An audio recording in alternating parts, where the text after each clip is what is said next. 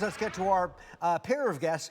Young-Yu Ma is Chief Investment Strategist at BMO Wealth Management, joining us live out of Portland, Oregon. Frank Holmes, further south, the CEO and Chief Investment Officer, CIO at U.S. Global Investors down in San Antonio, Texas. Gentlemen, both of you, good evening your side. Thank you for your time and appreciate it very much. Frank, I want to start with you simply because your number, the number you're throwing out there, $4,000, double where we are now.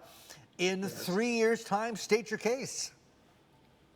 Well, if you just take a look at with the Federal Reserve's balance sheet, how it's ballooned, and what's necessary to turn this economy around. The last cycle, 2008, 2009, was $3 trillion. This is going to probably push about $10 trillion. And if you look from back in 2000 and 2009, gold was between 700 and 800, and 3 years later, it went to 1900. If you take a look at this cycle and take a look at this incredible growth as a percentage of the GDP, then it's quite easy to see gold going to $4,000. Wow. Okay. Why? Over to you. Are you sitting there listening to Frank and going, I don't know what it is, but I want some of what Frank is smoking, or are you just simply less bearish or less bullish, but still bullish? Well, there are definitely a lot of positive factors working for gold right now, and that's why it's been up 30-some% this year. Those are undeniable. Interest rates are low. The budget deficits are massive. As Frank said, the Fed is very active in providing fiscal or monetary stimulus. And of course, we have a pandemic, which is raging and causing a lot of concern. So there are a lot of factors that support gold. We're just cautious extrapolating these current factors too far out into the future, especially when we know there are two big events on the horizon that could change that trajectory. One is, of course, the vaccine developments, and the other is the election toward the end of the year. We think both of those, but especially the vaccine, has potential to shift some of those positive factors that are working right now in the favor of gold. Frank, if you are so bullish on gold, what would you advise people to invest in as a way to play that movement to the upside in the bullion price? I mean, for example, would you go for individual stocks? Would you go for a fund? Would you just buy some gold bars and stick them under your pillow? What would you be doing? Well, for the past 18 months, we've been in a secular bull market in gold, where the 50-day crossed above the 200-day. And you've had these incredible flurries. So right now, we're up 2 standard deviations over the past 60 trading days, and that's due for a correction. That's happened several times over these past 18 months. But what's really important is that when you look at this long-term picture, since the year 2000, gold has been up 80% of the time and is up over 300% outer performance of the S&P 500. And year to date, it's outperformed the S&P 500. So gold is an important asset class that investors should look at having at least 10% in gold and rebalance once a year. And what's interesting in this super cycle is that gold stocks are now starting to show free cash flow yields. We monitor and track 100 global gold producers, and this is the first time in over a decade, and this is very bullish. In fact, gold stocks have far outperformed our GOAU ETF, has far outperformed bullion year to date and over the past from the bottoms in March. What about you, Young Ma? I mean, even if you're not as bullish, obviously, as Frank is about gold, do you see a place for gold in a portfolio? We think it's difficult for a lot of investors. If we think long-term for gold in a portfolio, or what we can expect from gold long-term, we essentially expect gold to return about what inflation returns. And if we just look at sort of peak-to-peak returns, if we look at say 1980 to today, or if we look at 2011 to today, or even 1980 to 2011, really what gold has returned, if we don't actually cherry pick specific time periods and look at those peak to peak times, is right about the rate of inflation. And right now, gold is really pushing that level of sort of peak price in real terms, inflation adjusted terms. So we do think risk is building. We don't think the rug is going to be pulled out from gold imminently. But as gold price increases, and you look at that chart that you just put up, you can see an almost parabolic looking move recently. We do think risks are building, especially when you have on the horizon some of these changes, including a vaccine, which could change the trajectory of interest rates. It could change the confidence in the U.S. economy and really shift some of that perception away from gold. So why are you willing to stick your neck out? Frank's got a 4,000 target 3 months out, 3 years out. What about yourself? 3 years out. Uh, I would pick inflation. So let's say if we're running about 1.5% inflation a year, say 5% higher from now. I think if we're thinking about longer term projections, we really have to focus on where we are today, which is at the very highest end range of the price of gold in real terms. And really what we can expect on a longer term basis is inflation like returns. Inflation-like returns. Interesting. So, Frank, that 4,000 target, what does this assume in terms of what happens to dollar? I mean, obviously what's been intact and maybe even driving the gold trade has been this, we're back to this traditional inverse relationship between gold and dollar where they move in opposite directions. If you see gold going to 4,000, it sounds as though dollar's going to get destroyed. No, I really don't think it's going to get destroyed. It's because it's on a relative basis.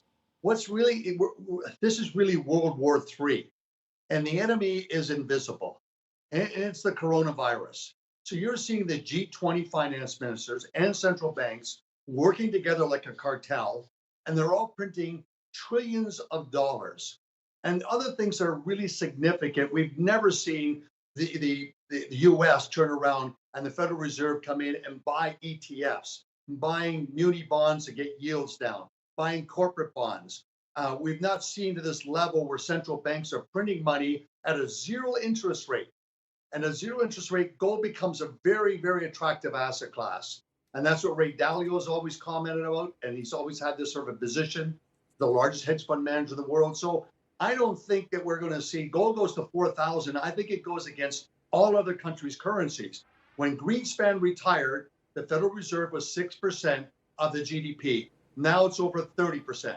So one has to put these things in context. It's not one country versus the other. It is a sort of global printing of money, the debasement of currencies that's happening all around the world. And you're seeing real estate rising in the US. You're seeing art rising in the US. So gold is an asset class, and you're also seeing Ethereum and Bitcoin. They're also rising substantially as alternative asset classes. So there seems this debasement is an important theme. What do you think about that, Yung Yu? Would you like to respond to this theme of debasement, and what are your assumptions about fiat currencies? Well, again, I think if we look at where we are today, and a lot of that's true, it's very true. But if we think about where we're going to be a year from now, and we are very optimistic on the vaccine developments, and we do think there's an inflection on the horizon. We think that's going to improve the confidence in the U.S. economy. We think that's going to shift the direction of deficits. The U.S. is borrowing at very low interest rates right now. They're rock bottom. That does support gold as well. But again, we could see a lift in interest rates as well as we get a vaccine and those growth prospects improve. So our concern is really thinking about where the risk lies.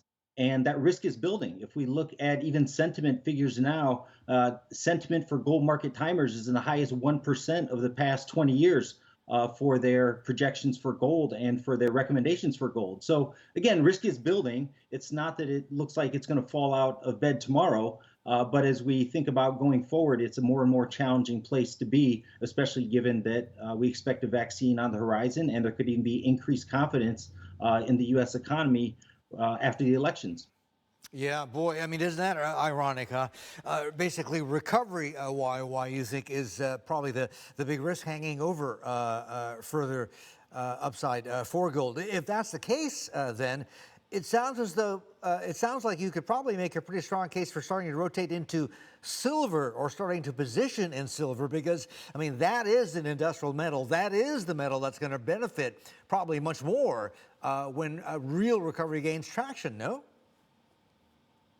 Oh, we do consider silver more of an industrial than a precious metal. That's certainly true. And you can see industrial metals across the board are quite strong. Copper's been strong.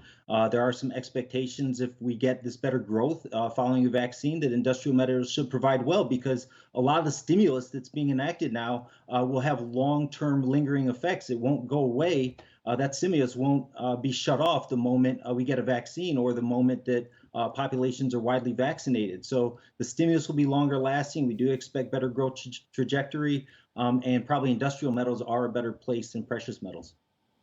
Frank, come in on this. Well, I think the important part of silver is like a warrant on gold. And every time we've had this move in the price of gold of 10%, then there's a catch up, and we see silver running 15%. So the DNA of volatility of silver is 50% more than gold. And if we do get this industrial boom, which I'm very positive about because the PMIs have turned positive in Asia and in many of the countries in Eastern Europe, then copper. You want to be long copper. And any supply restrictions out of Chile, then that automatically is a big, big factor. And I think there's much more leverage. We've had peak supply in gold. And in fact, there's another comment I haven't made on it. It's really gone into detail. But we also have it in copper for many years. And we had it for 7 years in palladium, and then palladium exploded over an 18-month period. So I think you can see this supply side restriction happening in copper and in gold, and copper gold porphyry deposits are going to become important. But in the short term, expect a correction and back up the truck, because if you're not long, you'll be wrong. Okay, get ready for Dr. Copper then. Back up the truck. Okay, we're going to get you both back on. We'll get you both back on in about a year's time and see how your forecasts, bull, bear, are tracking. Thank you so much for that.